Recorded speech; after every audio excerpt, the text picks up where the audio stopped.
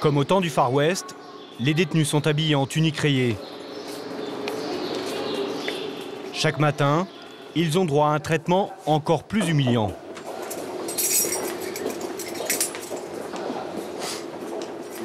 Maintenant, on va les aligner et on va leur mettre leur chaîne. Ils se sont battus entre eux ou ont insulté un gardien. En représailles, ces prisonniers sont enchaînés. Prêt, messieurs, marquez le pas. Avec leur chaîne aux pieds, ils doivent marcher en cadence. Tous sont de petits délinquants. Préparez-vous. Conducteurs en état d'ébriété, toxicomanes, cambrioleurs, ils ont été condamnés à moins d'1 an de prison. En avant, marche.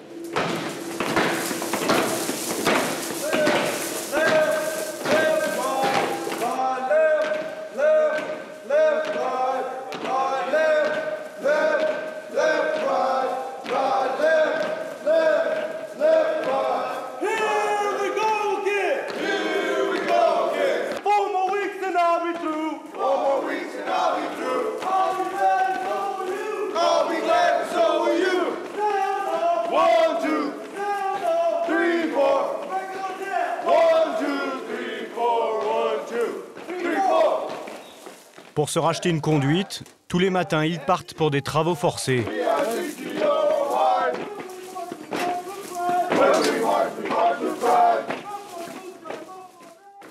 Comme au temps où on leur faisait casser des cailloux, ces prisonniers sont exhibés en pleine rue.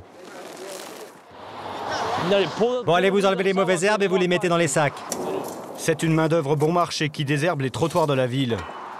Ben, 27 ans, arrêté pour simple conduite en état d'ivresse, accepte sa peine. Qu'est-ce que vous avez ressenti la première fois qu'on vous a mis des chaînes aux pieds? J'étais pas bien du tout. Mais c'est ce qui vous arrive quand vous déconnez. L'objectif, c'est de montrer l'exemple, une manière étonnante de faire de la prévention. Si vous passez sur cette route avec votre famille, vous allez dire à votre enfant « Hey, fais pas de conneries, pas de drogue, sinon tu vas finir comme ces types. »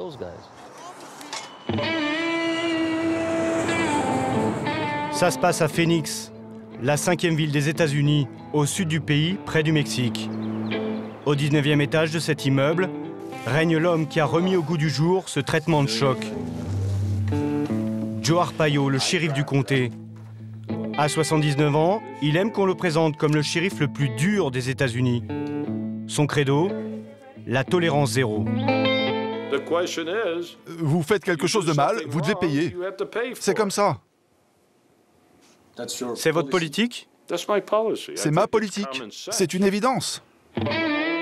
Arpaio règne en maître depuis près de 20 ans sur un comté de 4 millions d'habitants. Adulé ou détesté, il ne laisse personne indifférent. Sur le mur de son bureau, il s'affiche fièrement aux côtés de Barack Obama ou de l'ancien président George Bush. Ce qu'il présente comme sa plus grande réussite, c'est ce camp en plein cœur du désert de l'Arizona. Des dizaines de tentes données par l'armée et entourées de barbelés. Sans doute la prison la moins chère des États-Unis. 100 000 $, le prix d'une petite maison. Elle permet d'enfermer 2000 prisonniers. Au milieu, un mirador et une enseigne, comme une menace. Vacancy. Il y a toujours de la place ici. Il est 6h30 du matin. Allez les gars, c'est l'heure de se lever. La journée commence par l'appel. Eh mec, montre-moi ton badge. Je fais le comptage. Je vérifie qu'ils sont bien dans la tente et bien dans leur lit. Et toi là, il est où ton badge? Un réveil difficile au son de l'hymne américain.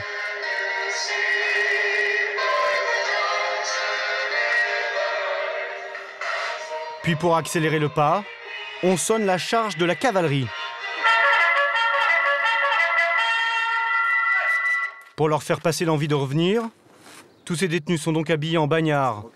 Mais en plus, sous leur tenue zébrée, perfidement, le shérif Arpaio a ajouté une touche personnelle. On a des caleçons roses, des sous-vêtements roses. Je crois qu'il fait exprès pour qu'on ait plus envie de revenir. Oui, il essaie de nous humilier devant les caméras.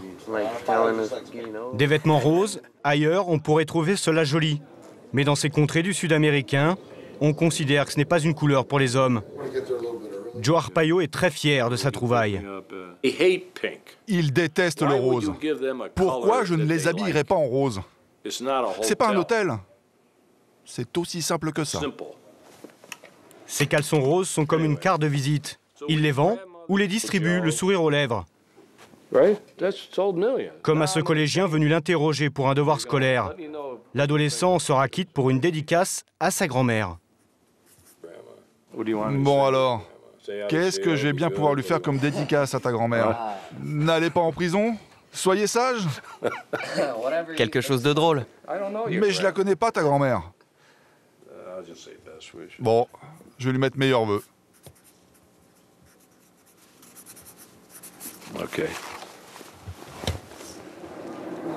Dans sa prison, les détenus doivent suivre un règlement à la lettre. Première obligation du matin, se raser. Dès qu'ils se réveillent, ils viennent prendre leur rasoir à une lame. À l'intérieur, il n'y a pas de salle de bain. Juste un grand réfectoire où s'entassent jusqu'à 300 détenus. Ils n'ont aucune intimité. Pour se raser, seulement 2 miroirs et quelques savons. Tout est fait pour leur rendre la vie difficile. Vous n'avez pas de mousse à raser? Ah non, ce serait bien trop gentil, ça. Le shérif Joe Arpaio veut nous humilier, que l'on se sente misérable. Il nous traite comme des chiens ici. Des chiens qui doivent bien obéir. C'est le pire endroit aux États-Unis. Pour cela, l'officier veille. Hé mec, va te raser là. Vas-y tout de suite, tu rases tout. Et toi aussi là. Hé, là-bas, viens par ici. Ces gars-là sont sortis sans se raser, il faut y retourner. Tu peux rien garder à part la moustache, même pas les pattes. Et toi, cache pas ton visage, va te raser. C'est un encadrement militaire que le shérif Joe Arpaio a mis en place. Je pense que si certains de ces types avaient eu ça un peu plus tôt dans leur vie, une meilleure estime d'eux-mêmes, ils n'en seraient pas là. Cet encadrement ne s'adresse donc pas à de grands criminels, juste à des petits délinquants condamnés à moins d'1 an de prison. C'est le cas de Grigory, 35 ans, arrêté pour cambriolage, son premier délit. Il va passer 6 mois sous les tentes. C'est ici qu'on vit. Il y a Adrien ici. Salut les gars. Il y a Mike qui est assis sur le lit. Bonjour. Et le plus vieux, OG. OG a volé 3 bouteilles d'alcool dans un magasin. Il a été condamné à une amende de 500 €, mais il n'avait pas de quoi payer. Vous savez, il n'y a pas beaucoup de boulot aux États-Unis. Vous n'avez pas de travail? Parfois, je travaille avec mon fils qui a une petite entreprise de paysagiste. Il m'a aidé à payer une partie de mon amende. Mais je ne pouvais pas tout payer. Du coup, quand le procureur m'a proposé à la place de l'amende de passer 10 jours ici, j'ai accepté. Adrien n'a pas eu le choix. Il est ici après un cambriolage. À 27 ans, il dit qu'il voulait aider sa famille. J'avais besoin d'argent. Je devais aider ma mère, mes frères, ma famille. Quand on a besoin d'argent, on fait ce qu'il faut. Mais c'était idiot. Ici, je ne peux plus les aider. C'était une erreur.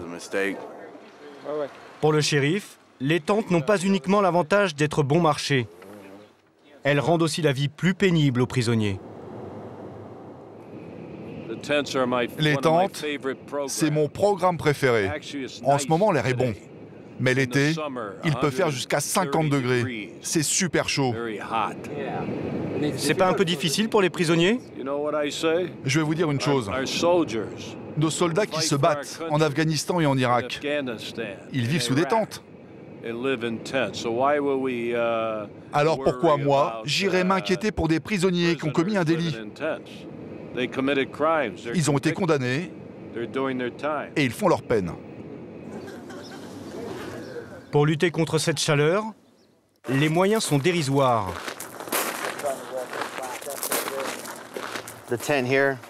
Vous voyez, lorsqu'il fait chaud, il remonte les côtés de la tente pour faire un courant d'air. L'été ici, il fait 50 degrés. Sous la tente, c'est insupportable. Pas d'air conditionné, sur ordre du shérif. On a juste un ventilateur à l'intérieur. Mais malheureusement, quand il fait 50 degrés, ça vous souffle de l'air chaud. Ça ne sert à rien. C'est mieux de l'éteindre finalement. C'est comme si on pointait sur vous un sèche-cheveux. Pour corser le séjour de ces prisonniers, le shérif s'est attaqué à un autre domaine, la nourriture. Là encore, il a réduit les dépenses au minimum. Je ne leur donne pas de la bonne nourriture française. Je leur donne un sandwich et le soir un repas chaud, qu'ils n'aiment pas d'ailleurs. Ça nous coûte plus cher de nourrir nos chiens. Vous savez les chiens qu'on recueille dans la rue, là, qui ont été abandonnés? Eh bien eux, je leur ai mis l'air conditionné. Les chiens me coûtent $1 par jour à nourrir, alors que les prisonniers ne me coûtent que 50 cents. Je fais des économies. À ce prix-là, 30 centimes d'euros, les prisonniers ont droit seulement à 2 repas par jour. À l'heure de passer à table, certains rêvent encore de leur plat préféré. Il n'y a pas de la pizza? Mais pas de pizza. Comme tous les jours, ils doivent se contenter d'un jambon de dinde aux allures d'éponge. C'est une sorte de viande, c'est à moitié gelé, mais on mange ça tous les jours, on n'a pas le choix. T'en as mangé combien de fois, toi? À chaque fois que je suis de garde. Dis-moi qu'elle a un bon goût de viande fumée. Vous êtes sérieux? Ah non, ça n'a pas le goût de fumée. Mais bon, ça pourrait être pire, on pourrait ne rien avoir à manger. Ce traitement infligé aux prisonniers, s'il peut être moralement condamnable, est tout à fait légal aux États-Unis. À Phoenix, Joe Arpaio en a même tiré une grande popularité.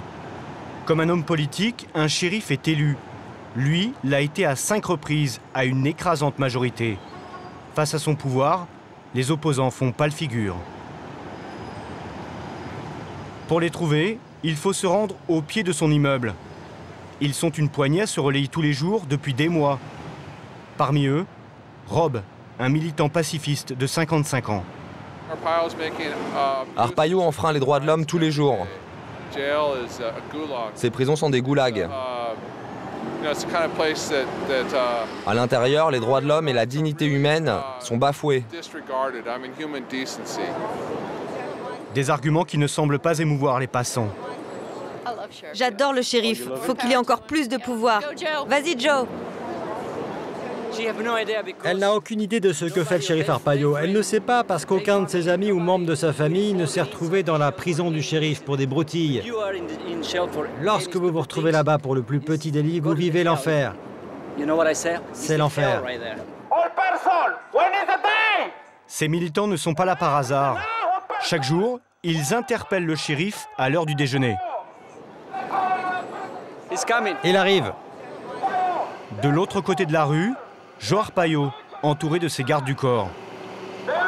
C'est super. Grâce à ces manifestants, les gens me soutiennent encore plus. Je devrais les payer, tiens. Ça fait 2 ans et demi qu'ils font ça. 2 ans et demi qu'ils sont là tous les jours, entre midi et 1h. Quand il le compare à un tyran, il s'en amuse presque. Mais regardez, ils ne savent même pas écrire Kadhafi. Ils ne savent même pas écrire son nom. Allez, peu importe. À bientôt, les gars. L'an prochain, le shérif Arpaio brigue un 6e mandat. Il aura alors 80 ans et il a de fortes chances d'être réélu.